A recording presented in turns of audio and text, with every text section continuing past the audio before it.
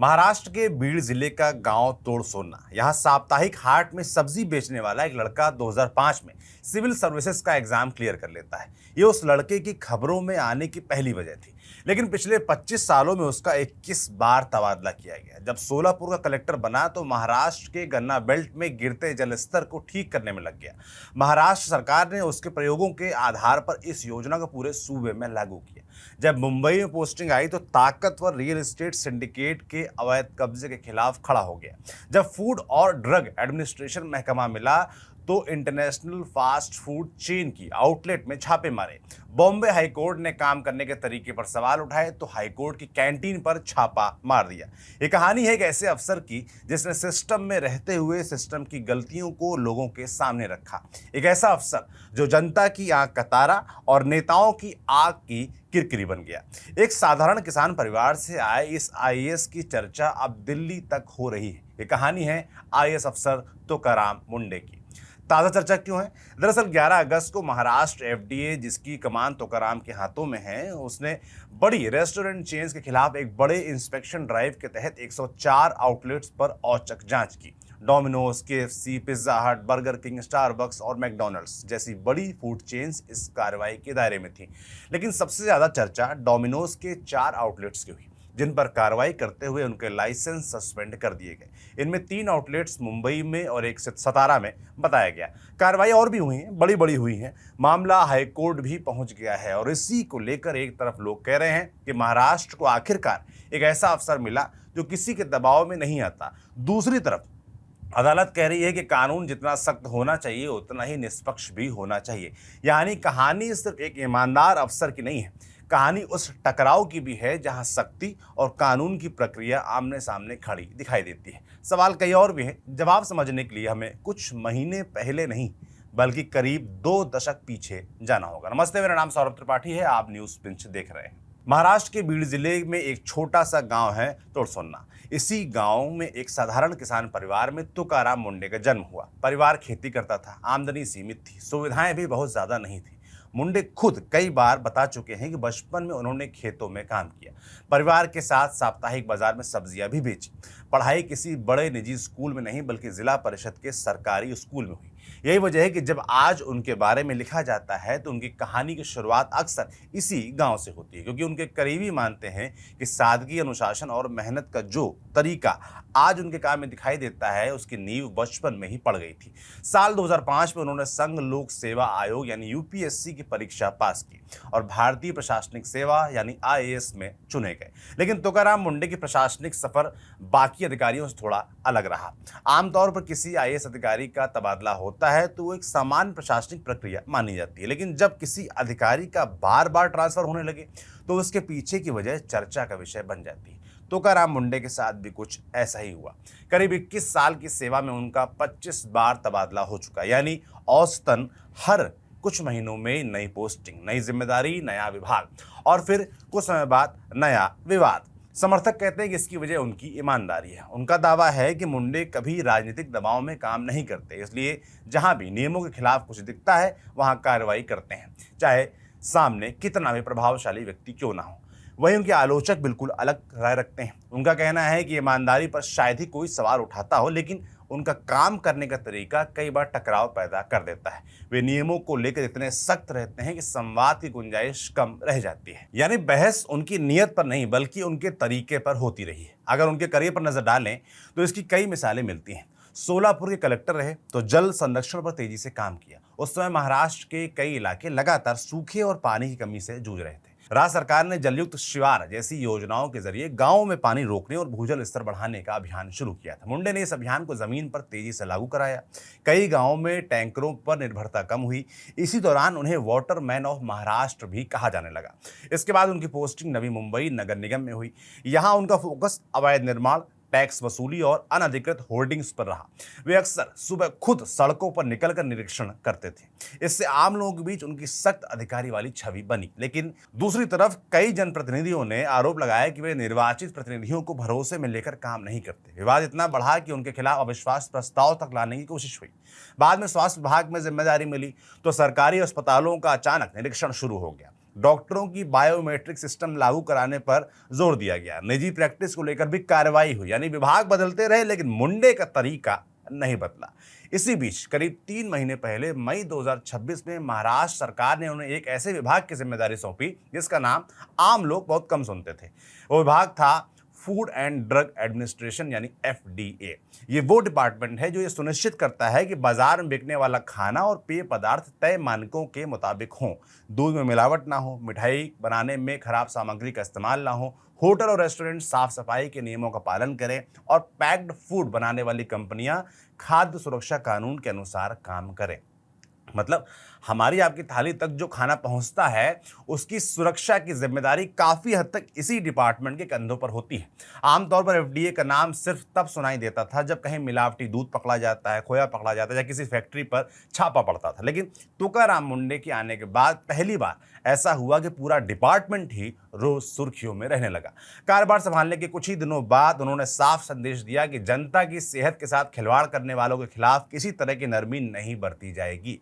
इसके बाद पूरे महाराष्ट्र में एक व्यापक निरीक्षण अभियान शुरू हुआ। होटल, रेस्टोरेंट्स, डेयरी, मिठाई की दुकानें, दूध सप्लाई करने वाले कारोबारी और पैक्ड फूड बनाने वाली इकाइयां लगातार जांच के दायरे में आने लगी। शुरुआती कुछ हफ्तों में ही सैकड़ों निरीक्षण हुए, फिर यह आंकड़ा 1000 के पार पहुंच गया। करोड़ों रुपए का संदिग्ध खाद्य पदार्थ जब्त किया गया, लाखों लीटर कथित मिलावटी दूध पकड़ा गया। कुछ मामलों में संगठित गुटखा नेटवर्क पर मकोका यानी Maharashtra control of organised crime act तक लगाया गया।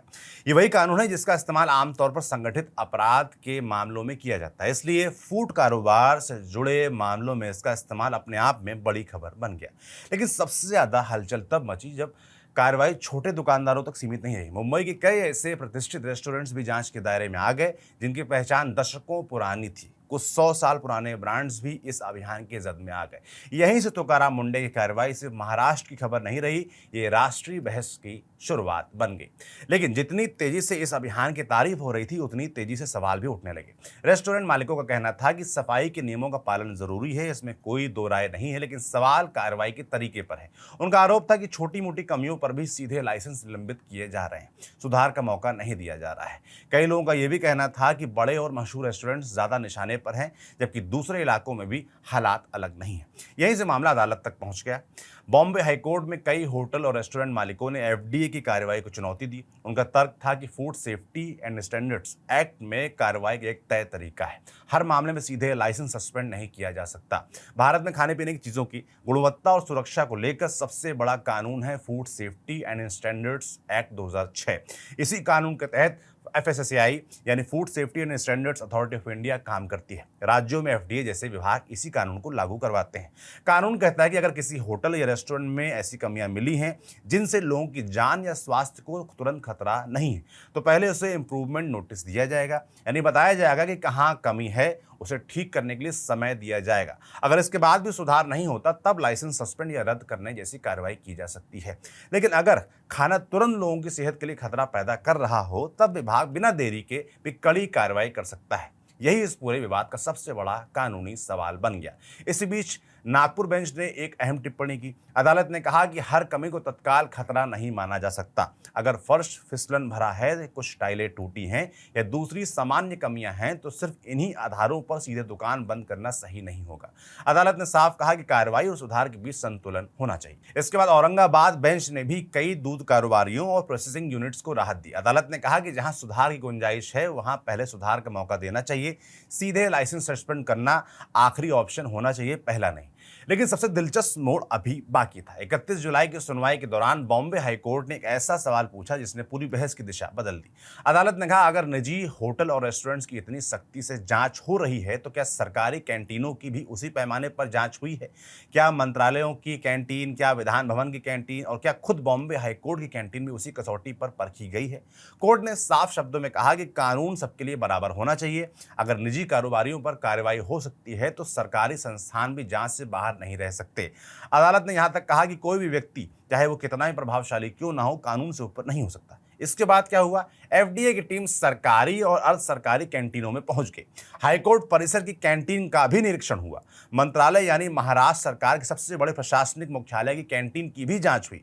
जांच के दौरान कई कमियां सामने आईं। कुछ कैंटीनों के पास जरूरी लाइसेंस तक नहीं थे। कुछ जगहों पर साफ सफाई और खाद्य सुरक्षा के मानकों को लेकर सवाल उठे। इसके बाद एफडीए ने 2 कैंटीनों का संचालन रोक दिया और एक को सुधार का नोटिस जारी किया। यानी जिस विभाग ने निजी रेस्टोरेंट्स की रसोई में झांकना शुरू किया था, अब उसे अपने ही सरकारी सिस्टम की रसोई में भी वही पैमाना अपनाना पड़ा।